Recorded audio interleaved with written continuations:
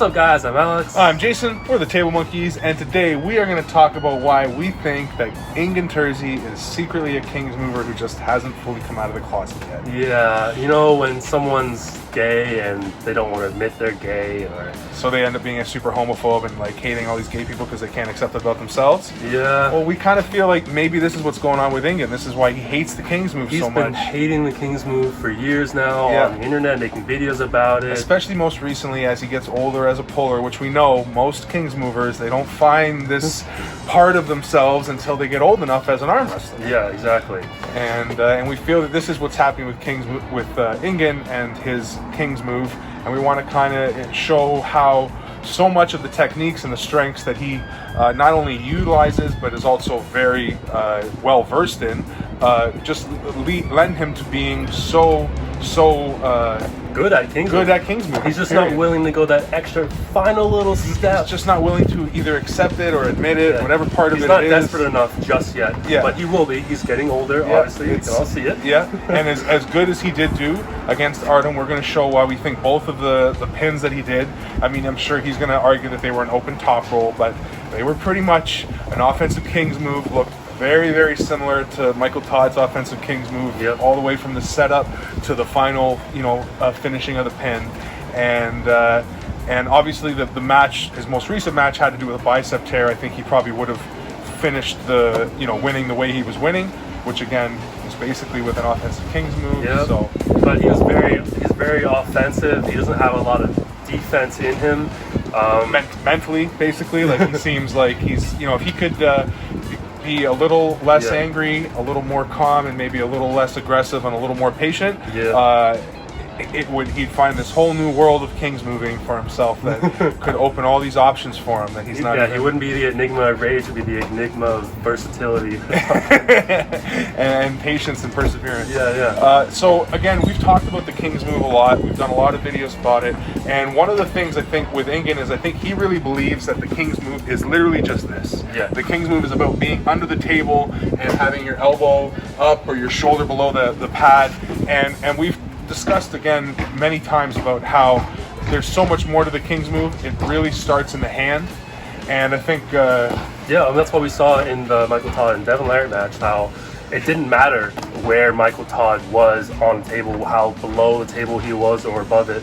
His hand got taken instantly, so he had no access to his Kings move pressures. And he talked about that after the match, that like there was no Kings move because Devin beat his hand and just beat his hand too bad, and that is really where the Kings move starts. So we want to discuss the way that Engin seems to set up and pull, and why, if he just committed to a little bit more roll and a little bit more defense, that he'd be in a beautiful textbook Kings move. Yes. So everything about Engin's position is Kings move pressures. It's the most outside top roll he can do.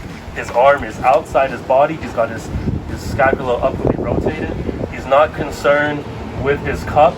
All he's doing is rising, pronating, and since they went to the strap almost every round, dragging. Yeah. He's not posting. Yeah, his drag is extremely aggressive this way. Looks exactly like Michael Todd pulling on the arm handle.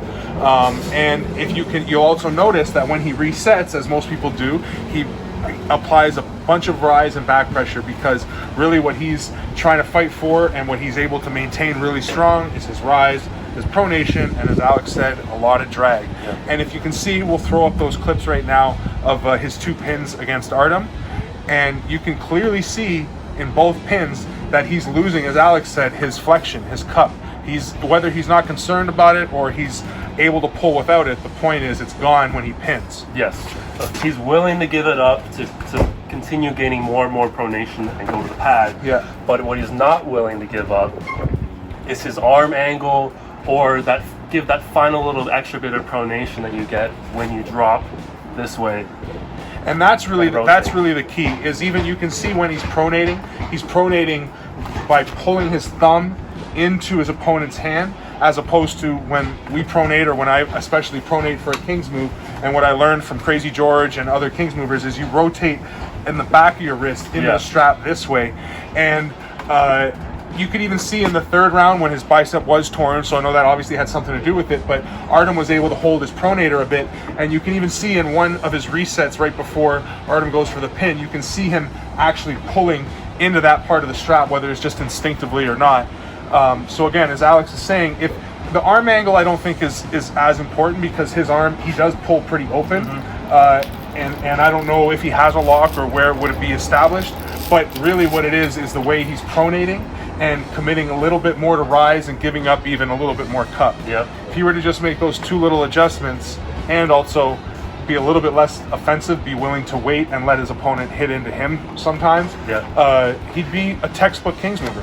He would have an amazing offensive Kings move hit, and then he'd be able to hold a defensive position if it didn't work out, just like Michael Todd. Yeah, exactly. It looks like when he gets in those defensive positions, he's not willing to add that rotation and come onto the side of his elbow or give up some cup in order to access a little bit more rise. And in being stubborn and trying to hang on to these fundamentals, he is giving up an opportunity for something else. For greatness. Yeah, for greatness as a Kings mover. Yeah. And again, we know that this last match, it looked like he was dominant, and if he hadn't torn his bicep, he probably would have ended up winning the whole thing. But again, our point is that his attack and everything he's doing is basically an offensive Kings move. And if he could just access the defensive side of it, he could be, he could have another 10 years of Engin Terzi amazingness that we all want to see. Yeah. Yeah. But he's got to accept who he is, understand this about himself, and just be okay with it. Arm wrestling is a very accepting sport. We accept all kinds of people. Exactly. All kinds of pullers, all kinds of styles.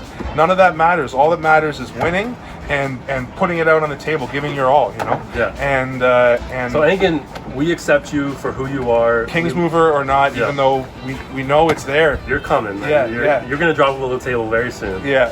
And maybe you don't even drop below the table, but the point is, you might actually wait on some people to lose their wrist as they drive into your pronation and rise because it's just too strong. Yeah. And anyway, that's the video. Let us know what you think about that in the comments. Yeah, we're just, stirring the pot a little bit, but at the same time, trying to bring to light the idea of how much this sport is technical and how much the techniques overlap and why you should not limit yourself to certain techniques because they look cool or you think they look stupid or whatever. The point is, nothing's better than winning, and there's nothing better to watch than somebody put it all out on the line. Yeah. So like the video if you like the video. Leave some feedback, subscribe, smash that bell, and monkeys out. Peace.